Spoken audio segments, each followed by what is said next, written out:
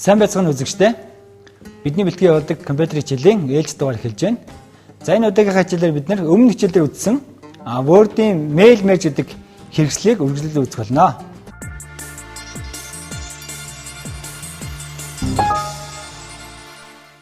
За өмнөх хичээлээр бид нар бол баримтаа үүсгэх, баримтаа төрлийг сонгож аваад дууссан. Өөрөөр хэлбэл бидний хамгийн сүүлд болохоор энэ директор гэдэг төрлийн баримтыг үүсгэе гэгээд тогтсон ч үү.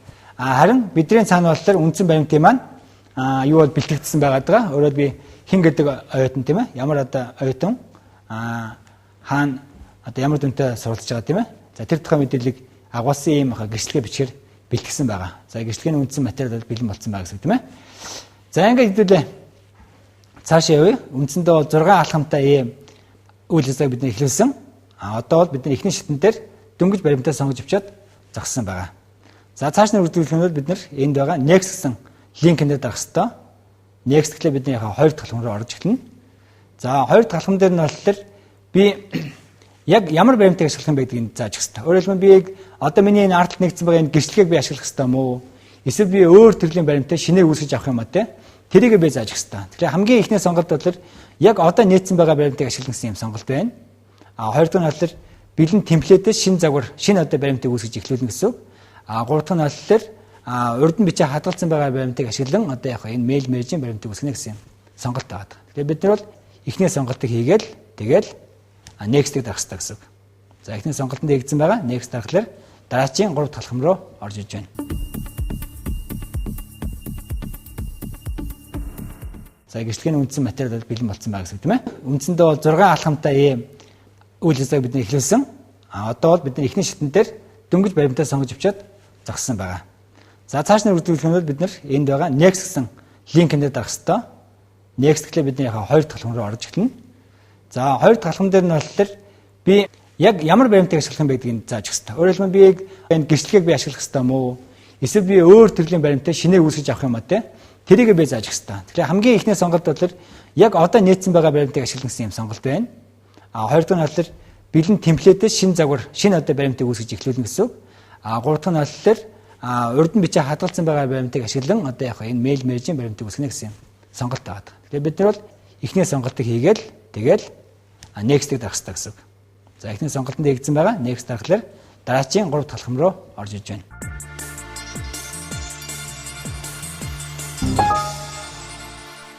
За 3 дахь алхам дээр одоо би энэ чинь бол нэлээд хэдэн хүмүүст тийм ээ. Нэлээд хэдэн одоо хүмүүст би энэ гэрчлэгийг хэвлэхээр бэлтгэж байгаа шүү дээ. Тэгэхээр тэр хүмүүсийн листийг яаж үүсгэх юм бэ гэдэг ийм одоо сонголт байж байгаа.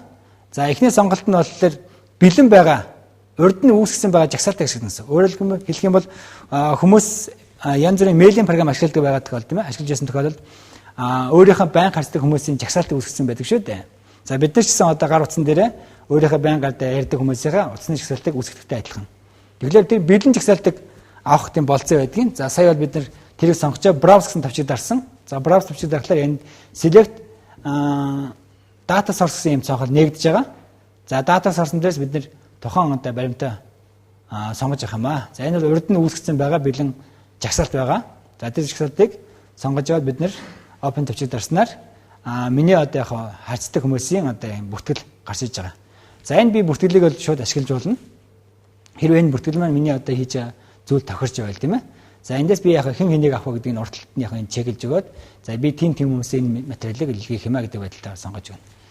За дараагийн сонголт нь болохоор ер нь их тохиолдолд хүмүүс тийм бэлэн одоо жагсаалт байдаггүй л дээ. Тийм учраас бид нар яг шинээр үүсгэх шаардлагатай болдог.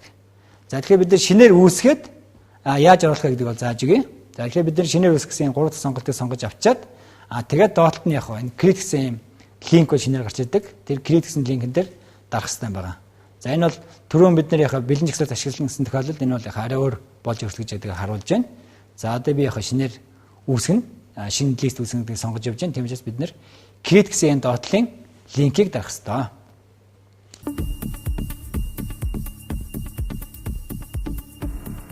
За 3 дахь алхам дээр тэр хүмүүсийн листийг яаж үүсгэх юм бэ гэдэг ийм одоо сонголт байж байгаа.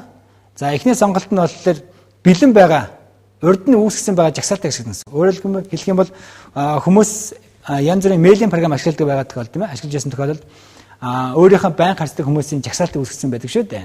За бид нар ч гэсэн одоо гар утсан дээрээ өөрийнхөө байнга ярьдаг хүмүүсийнхээ утасны жагсаалтыг үүсгэхтэй адилхан. Тэгэхээр тэр бэлэн жагсаалтыг авах гэм болцоо байдгийн. За сая бол бид нар тэрийг сонгочоо browse гэсэн тавчид дарсан. За browse тавчид дарахлаар энэ select data source гэсэн юм цонхол нээгдэж байгаа. За data source дээрс бид нар тохон одоо баримтаа сонгож авах юм аа. За энэ бол урд нь үүсгэсэн байгаа бэлэн жагсаалт байгаа. За тэр жагсаалтыг сонгож аваад бид нар open тавчид дарснаар миний одоо яг харьцдаг хүмүүсийн одоо юм бүртгэл гарч иж байгаа. За энэ би бүртгэлийг бол шууд ашиглаж болно. Хэрвээ энэ бүртгэл маань миний одоо хийж зүйл тохирч байвал тийм ээ. За эндээс би яг хэн хэнийг авах гэдгийг урталтны яг энэ чеклж өгөөд за би тийм хүмүүсийн материалыг илгээх юм а гэдэг байдлаар сонгож байна. Тэр нь их тохиолдолд хүмүүс тийм бэлэн одоо жагсаалт байдаггүй л дээ. Тийм учраас бид нар яг шинээр үүсгэх шаардлагатай болдог. За тэгэхээр бид нар шинээр үүсгээд яаж оруулах гэдгийг бол зааж өгье. За тэгэхээр бид нар шинээр үүсгэсэн 3 дахь сонголтыг сонгож авчаад тэгээд доотлолт нь яг энэ create гэсэн юм линк бол шинээр гарч идэг. Тэр create гэсэн линкэн дээр дарах хэрэгтэй байгаа. За энэ бол түрүүн бид нар яг бэлэн жагсаалт ашигласан гэсэн тохиолдолд энэ бол яг арай өөр болж өрсөлдөж байдгийг харуулж байна. За одоо би яг шинээр үүсгэн шинэ лист үүсгэн гэдгийг сонгож явж байна. Тийм учраас бид нар create гэсэн энэ доотлын линкийг дарах хэрэгтэй.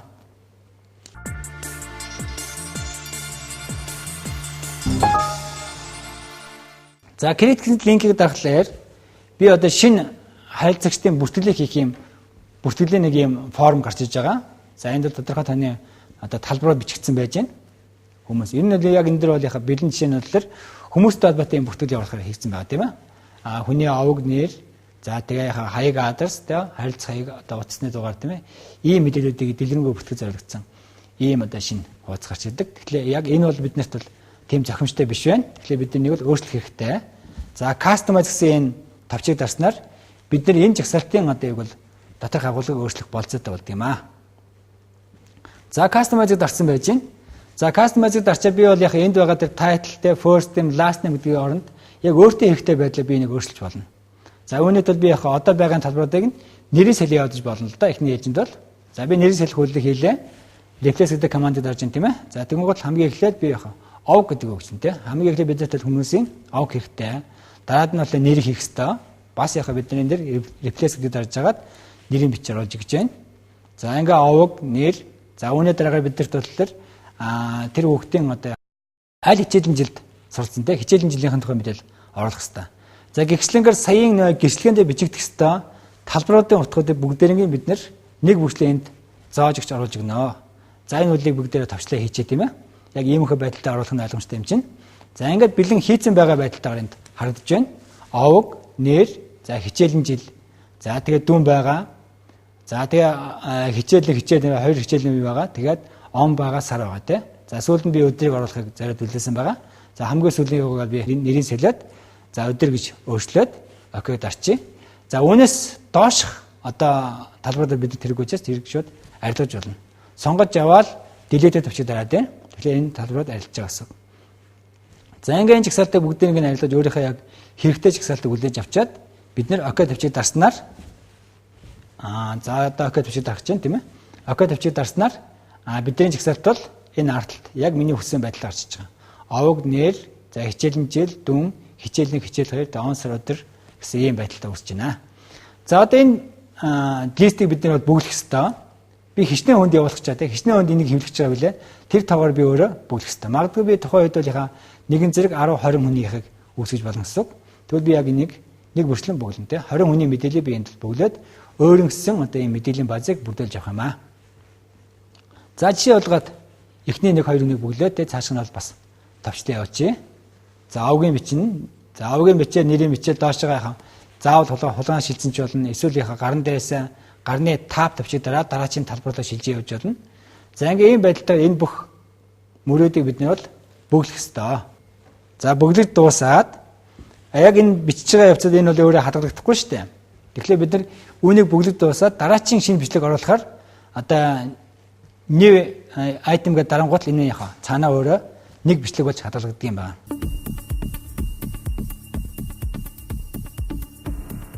За create гэсэн линкийг дарахлаар би одоо шинэ харилцагчдын бүртгэлийг хийх юм бүртгэлийн нэг юм форм гарч иж байгаа.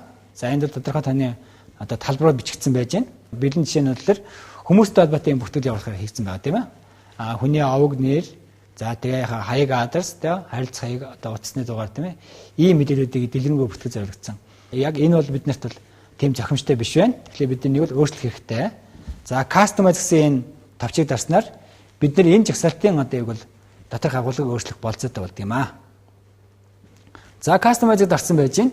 За customize-ыг дарчаа би бол яг энд байгаа тэр title-тэй first name, last name гэдгийн оронд яг өөртөө хэрэгтэй байдлаа би нэг өөрчилж болно. За үүнийд бол би яг одоо байгаа талбаруудыг нэрийн салхи явуулж болно л да. Эхний ээлжинд бол. За би нэрийн салхи хөллөг хийлээ. Replace гэдэг командыг дарж ин тийм ээ. За тэгмээд хамгийн эхлээд би яг ов гэдэг өгсөн тийм. Хамгийн эхлээд бид нарт хүмүүсийн ов хэрэгтэй. Дараад нь бол нэр хийх хэрэгтэй. Бас яг бидний нэр replace гэдэг дарж агаад нэрийн бичээр оруулж гэж байна. За ингээ овог нэр. За үүний дараагаар бид нарт бол тэр хүүхдийн одоо аль хичээлийн жилд сурсан тийм хичээлийн жилийн тухай мэдээлэл оруулах хэрэгтэй.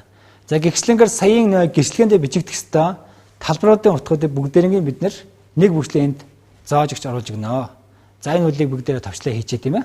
Яг ийм их байдалтай оруулах нь ойлгомжтой юм чинь. За ингээд бэлэн хийцэн байгаа байдалтайгаар энд харагдаж байна. Овог, нэр, за хичээлийн жил. За тэгээд дүүн байгаа. За тэгээ хичээл хоёр хичээлийн үе байгаа. Тэгээд он байгаа, сар байгаа тийм. За сүүлд нь би өдрийг оруулахыг зориод үлдээсэн байгаа. За хамгийн сүүлийн юугаар би нэрийг солиод за өдөр гэж өөрчлөөд окей дарчи.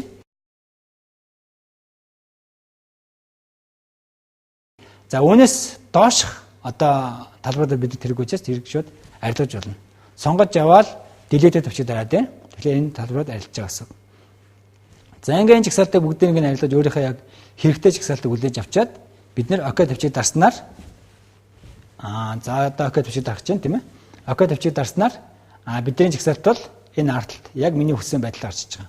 Овог нэр, за хичээлийн жил, дүн, хичээлийн хичээл хоёр, он сар өдөр гэсэн ийм байдалтай үүсэж байна. За одоо энэ листийг бид нар бүглэх ёстой. Би хичнээн хүнд явуулах чаа тийм хичнээн хүнд энийг хэвлэх чаа билээ.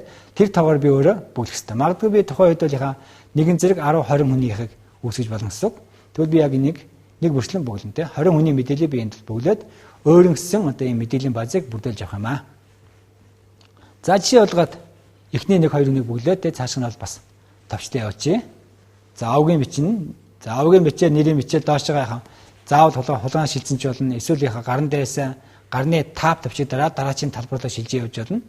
За ингээ ийм байдалтай энэ бүх мөрөөдийг бид нар бол бүглэх ёстой. За бүглэж дуусаад яг энэ бичиж байгаа явцад энэ бол өөрөө хадгалагдахгүй шүү дээ.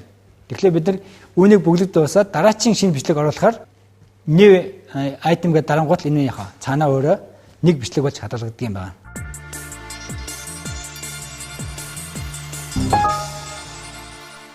За одоо бол яг нэг гэрчлэгээ хэвлэгдэх онсер өдрүүдийг оруулж өгч байна.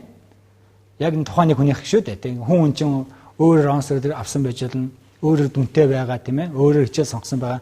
Тийм учраас хүн хүндэн зориулсан байдалтай бүгдэж өгнө. За тэгээ new entry гэдэг төвчийг дарснаар энэ саяын бичлэг орж ирээд хоёр дахь бичлэгийг үүсгэх болцоотой болж байна. За ингээд өмнөх бичлэгээ бид нар бас харж болно. Буцаага харж болно тийм. Ухраагаад харж болно. Тэгээд яг буцаагаад next дараад шинэ бичлэг рүү орж болно гэсэн үг. За хоёр дахь нь бас бүглээ.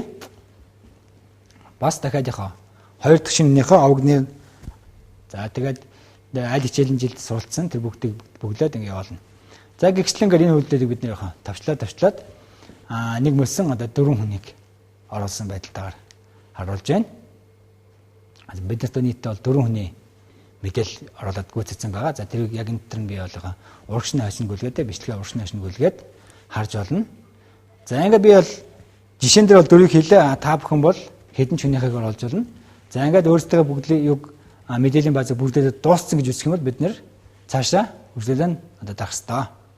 За тэгвэл бид нар яг энэ нэг close төвшиг дараад Word-ийнхаа одоо цааш хийж байгаа үйл дээр буцаж очих болно гэсэн үг. За болцсон байж байна. За одоо бидний үүссэн жагсаалтыг хадгалах хэрэгтэй. Тэгэхээр хадгалах үйл нь яах хэрэгтэй гэхэл чинь бид нар энд үүссэн жагсаалтыг бол Microsoft Office-ийн Access гэдэг одоо өгөгдлийн баазтай ажиллах програмын форматаар хадгалах хэрэгтэй. За тэр нь бол MDB гэсэн юм бүртгэлтэй файлыг үүсгэдэг. За урд нь бидний ашигласан жагсаалтууд энэ тэр файлын харагдаж байна. Гэрчлэгээс нэртэй. Одоо би болохоор өөр нэртэй бүртгэл MDB гэсэн нэртэйгээр хадгалж байна гэсэн үг. За бүртгэл MDB гэсэн нэртэй ороод ирсэн байгаа. За сая бидний бүртгэсэн 4 хүмүүсийн нэр сэвэж чинь. За тэр 5 дахь буюу хоосон бичлэг бас урдталтай тэмдэглэсэн байна. Тэр бид нар боловч хэрэгтэй. Ер нь бол яг энэ хүмүүсийг сонгох одоо сонголтын боловсруулалтыг бас бөөнөр нь хийж болдог. За select all гэмэл бүх хүмүүсийг зэрэг сонгоно. Буцаад clear all гэмэл бүх хүмүүсийн сонголтыг болиулна гэсэн үг тийм ээ.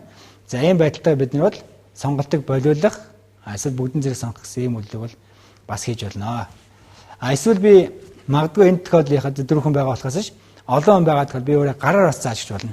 Гараар сонгоод тэр хүмүүсийг хэмтэр тийм нэг нэгээр сонгоод би олонхын жагсаалтаа бүрдүүлж болно. За ингээр би энд сонгогдсон хүмүүсийн хувьд яг энэ гэрчлэгээ хэвлэгдэхээр болж одоо энэ материалаа бэлдэж гэнэ гэж ойлгох юм шүү дээ. За одоо би бол яг нэг нэгээр сонгож үзүүлж байна. За ингээд сонголтоо хийгээ болцсон бол бид нэр окей төвчид дарах хэрэгтэй. Окей төвчид дарлаа. За окей төвчид дарангуут нь энэ маань 3 дахь алхам маань гүйцэж байгаа.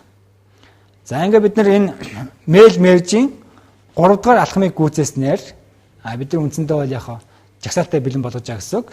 За жагсаалтан дээрс бас зарим тохиол хүмүүсийн мэдээлэл буруу зурагаас алдсан байх юм бол засаглах болцоотой байдаг. За сая би edit төвчийг дараад буцаагаад засаж байна.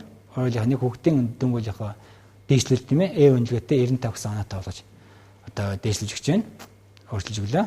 За яг энэ өөрчлөлтийг заавал хадгалах хэрэгтэй. Хадгална гэдэг маань болохоор би save төвчийг дарахгүй. Харин зүгээр өмнөх нь хойдох бичлэгрөө шилжихэд тэр хүүхдийн мэдээлэл өөр аяндаа өгөгдлийн базар хадгалагддаг юм аа. За энэ 2 дугаар дэс хүүхдийн дүн бол өөрчлөсөн байгаа. За ингээд болцсон бол бид нэр окей төвчийг дарж байгаа. За ингээд окей төвчийг дарснаар биднэрт одоо энэ баримтыг үүсгэх хүмүүсийн одоо бэлэн бүртгэл бий боллоо гэсэн үг.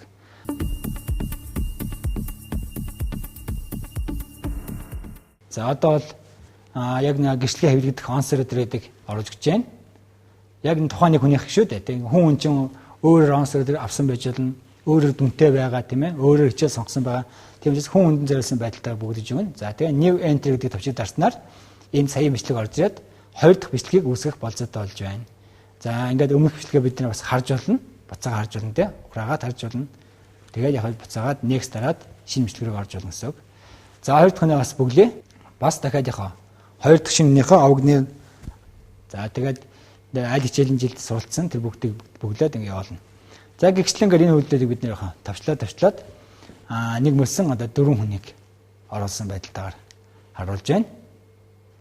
Бид нарт нийтдээ бол 4 хүний мэдээлэл оруулаад гүйцэтсэн байгаа. За тэрийг яг энэ төр нь бий болгоо урагшны хойшин гүйлгээдээ бичлэгээ урагшны хойшин гүйлгээд харж болно.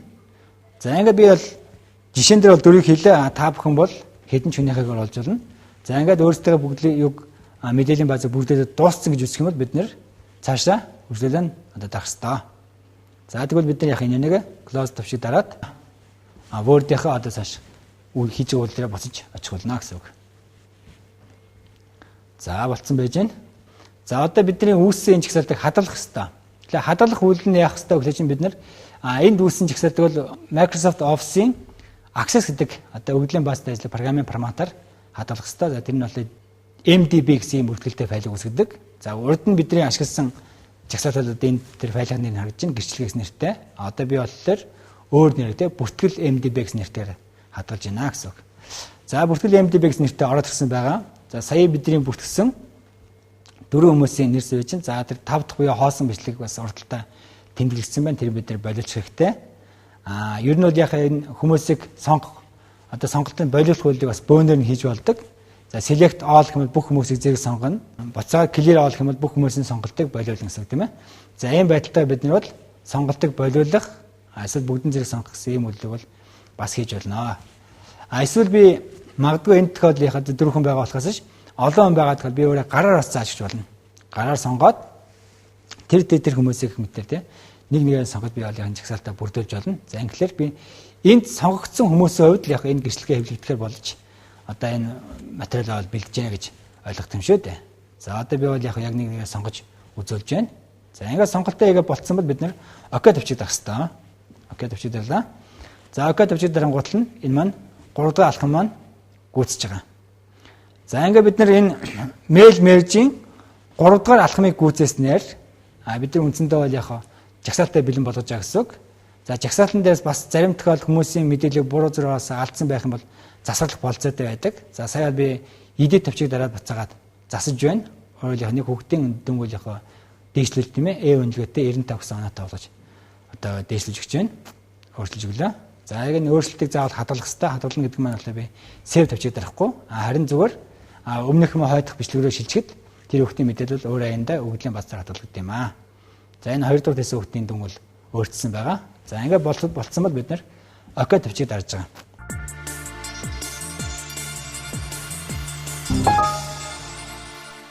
За ингээд энэ удаагийн хичээлийг өгөр өндөрлөе. Дараагийн хичээлдээ бидний үнийг үргэлжлүүлэн үзэх болно.